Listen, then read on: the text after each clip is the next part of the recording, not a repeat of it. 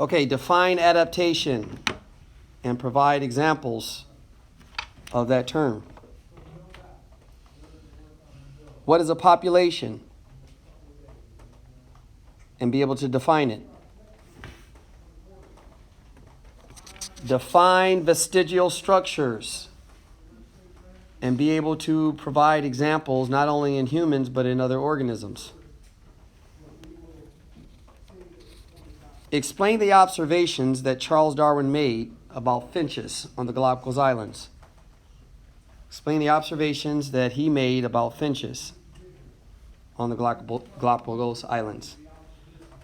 Also, explain what observations that he made about the tortoises that he saw on the Galapagos Islands.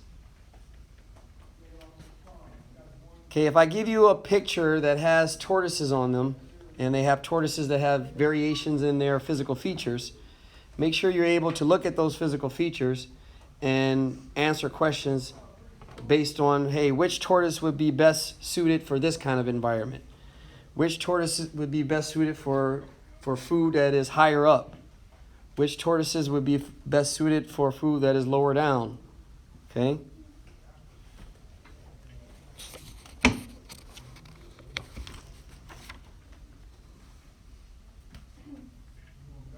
Pelvic bones or legs in a whale are examples of what? How old did Darwin suggest the Earth was? Based on everything that Darwin found, based on the fossils that he found, approximately how old did he suggest the Earth was? Define artificial selection and be able to provide examples of it, such as various breeds of dogs.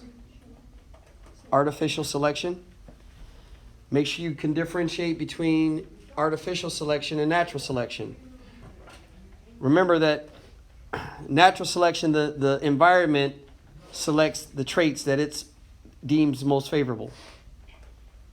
Either the organism has those traits or the organism does not have those traits. Then it passes those traits on to its offspring. Artificial selection is what we as humans do to the things that we want in our pets, in our livestock, in our crops, etc. Define each one of these disciplines or studies. Paleontology. What does one study when they study paleontology? Geography. Geology. What does a person study when they study geology?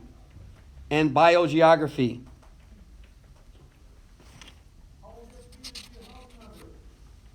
What does fossil evidence show about vestigial structures? What does fossil evidence show or suggest or tell about vestigial structures? Differentiate between catastrophism, gradualism, and uniformitarianism. Gradualism, catastrophism, uniformitarianism.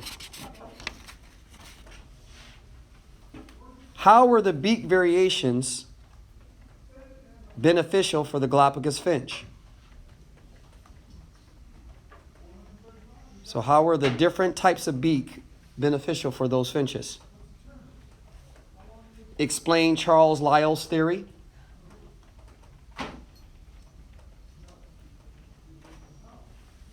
What are acquired characteristics, and are acquired characteristics inherited?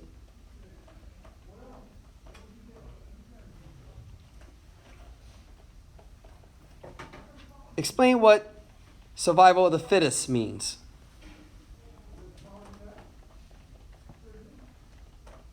And what does fitness, when we're talking about the environment, mean? What does fitness? What are they talking about? Are they talking about how the bench press, deadlift, squat? Or are they talking about how many miles you can run? What is fitness as it relates to the environment and natural selection and evolution? What does similarities in molecular evidence, such as DNA and RNA, suggest about ancestry? Again, what does similarity in molecular evidence, which is DNA evidence, RNA evidence, protein evidence, suggest about ancestry? Why is the study of embryos or embryology used to show evolutionary relationships? Why and how? Why and how is embryology, or the study of embryos, used to show evolutionary relationships?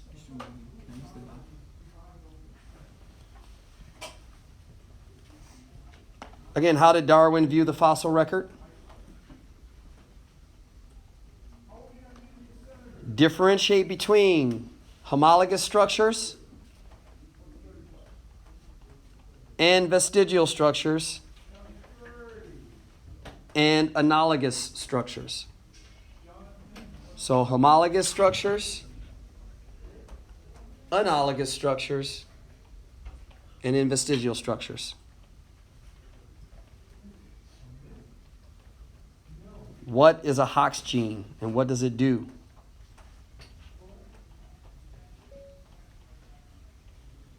Explain Jean-Baptiste Lamarck's theory.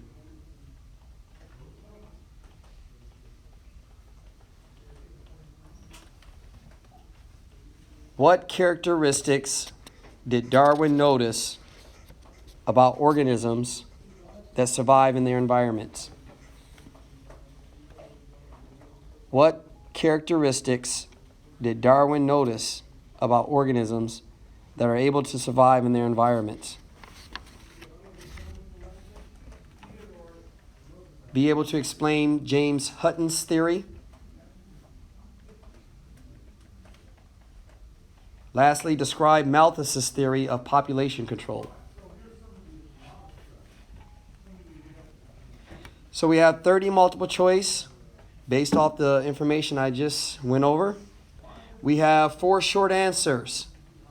2 of the short answers are going to require that you look at various types of limbs and determine what those limbs are. Okay? What kind of structures are those limbs?